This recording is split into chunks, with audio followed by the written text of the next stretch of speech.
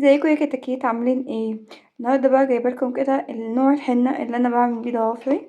كتير منكم سالوني سواء بقى في اللايف او الفيديوهات بتاعتي على الحنه اللي انا بعمل بيها ضوافري. تمام، جبتها لكم بقى النهارده كده اهو. ده النوع بتاعي اللي انا بستخدمه، اسمها جمانة. تمام، بس اهم حاجه يكون مكتوب عليها كلمه اصلي، لان في كذا حاجه بتبقى مغشوشه يعني. اسمها حنه لطلاء الاظافر. فكده هنعملها مع بعض ونشوف ان شاء الله النتيجة بتاعتها تبقى عاملة ازاي. بس اتمنى منكم، لو انتوا اول مرة بتشوفوني، انا اسمي دينا ودي قناتي، اتمنى تعملوا اشتراك في القناة وتسيبولي لايك على الفيديو لو الفيديو عجبكم، وما تنسوش تقولوا انتوا بتتابعوني من انا بلد. ويلا بينا نبدأ الفيديو بتاعنا. يلا بينا نسمي بالله ونشوف كده. هنفتح العلبة بتاعتنا. بسم الله. طبعا الحنة اللي في ايديا دي خلاص كده بتشطب، فقلت بقى ايه، بما انكم طلبتوها مني قلت كده ايه اعملها لكم تاني ان شاء الله مع بعض. ده كده محتويات العلبة. بيجي معاها واحد جلافز كده زي ما انتم شايفين اهو، كده جلافز واحد بس. وبيجي معاها العبوتين دول اهو كده زي ما انتم شايفين. تمام، تعالوا نشوف العبوتين دول فيهم ايه. مبدئيا بس كده بسم الله هنلبس الجلافز بتاعنا ونبتدي نشوف العبوتين دول ايه اللي فيه. بسم الله. لبسنا اهو جلاف. بسم الله. نجيب كده طبق، يفضل ان يكون طبق يعني ازاز، بحيث ان الحنه ما تمسكش فيه بعد كده. ما تعرف يعني تعرفوا بلاستيك، بس لو بلاستيك بقى مش هتستخدموه تاني خلاص. خلاص يعني اي حاجه قديمه عندكم بحيث ان انتوا ما تستخدموهاش تاني. تمام، ده كده هيبقى معانا اول عبوه اللي هو الاكسجين. هو بيكون اكسجين كده، ولازم بقى ايه تفضوها كويس عشان بيبقى يعني بصوا بيبقى ماسك كده في قلب العبوه. تمام، الخطوه دي لازم ايه تنزلوا زي ما قلت لكم الاكسجين كويس جدا كده. خلاص خلصناه. تعالوا بقى نشوفوا اللي في الازازه التانية. بسم الله. بسم الله الرحمن الرحيم. طبعا ده بيكون الحجر الاسود. بصوا ما شاء الله كميته محترمه جدا. بصوا خلاص كده خلصناه. وهنبتدي بقى نجيب اي حاجه، يعني يفضل ان هي تكون معلقه بلاستيك ومش هنستخدمها تاني بقى خلاص. تمام، جبنا كده والازاء المعلقه. بسم الله اهو كده. نبتدي بقى ان احنا نقلب كل ده كده مع بعض اهو كده زي ما انتم شايفين. نبتدي بقى نقلب. تمام، نقلب كويس جدا عشان يبقى كل الخليط متجانس. تمام، نبتدي بقى ان احنا نقلب كل ده كده مع بعض. يلا بينا. بسم الله. كتير منكم زي ما قلت لكم سألني، وانا كنت بقول لكم هعمل لكم فيديو، فما لقيتش بقى احسن من الايام دي اللي انا اعمل لكم فيها الفيديو، بما اننا بقى داخلين على العيد.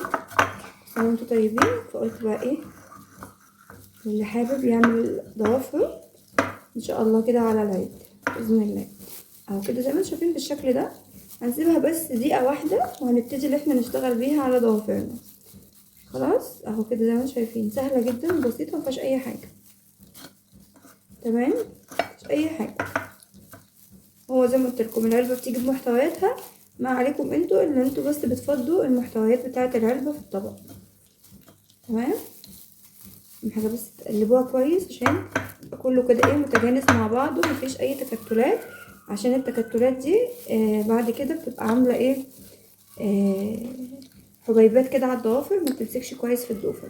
تمام، بس كده هنسيبها بقى زي ما قلت لكم دقيقه واحده ونبتدي ان احنا نشتغل بيها، وهوريكم نشتغل بيها ازاي على ضوافرنا. بصوا بقى، اي نوع لزقه عندكم هتبتدوا انتوا تجيبوه. انا ما عنديش لزق معين، بصوا انا عندي ده كده. هنعمله ايه، هنجيب ضوافرنا وهنلفه حوالين الضوفر. تمام، هنبتدي احنا نقصقص كده حته صغننه اهو كده زي ما انتم شايفين. ماشي، نبتدي ان احنا نقصها. نبتدي ان احنا ناخد كده حته، هقول لكم ازاي دلوقتي حالا. بصوا كده زي ما انتم شايفين اهو. تبتدوا انتوا بس تغلفوا كده الصوبع حوالين من الضفر، عشان مفيش اي حاجة تنزل على بقية الجلد. تمام، دي كده عملنا اهو. بصوا غلفنا كده حوالين الضوفر عشان مفيش حاجة تنزل من على الجلد. تمام، يلا بينا بسم الله نبدأ بقى كده نشتغل.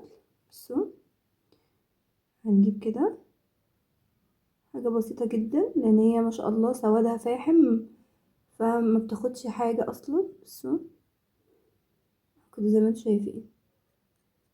عندك فرشة مانيكير ماشي مفيش مشكلة برضه تشتغل. بصوا مفيش اي حاجة، سهلة جدا وبسيطة. هنكمل بقى بقية الضوافر وهوريكم في الاخر.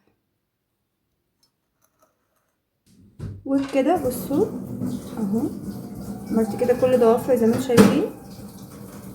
تمام، استنوا بقى كده لما اشطفها. تعرفوا منين بقى؟ اول ما تشطفوها هتلاقوا كده الحنه بدات ان هي تنشف، ضوافركم بدات تنشف من الحنه. تبداوا بقى اللي انتوا تشطفوها. وكده يا جماعه خلاص اهو خلصتها وشطفتها كمان. بصوا طبعا بقى لازم كده يحصل شويه حاجات كده بتلزق. تمام، بس معلش بقى من غسيل مواعين حبه كلور ممكن كل ده يتشال وينضف. وبس كده. اتمنى يكون الفيديو عجبكم واتمنى تكونوا استفدتم. وطبعا ده للناس اللي سألتني على الحنة وازاي طريقتها. ها بقى نفس الضوافر اللي على الحنة ولا لأ على العلبة؟ نفس الضوافر. تمام، اتمنى يكون الفيديو عجبكم.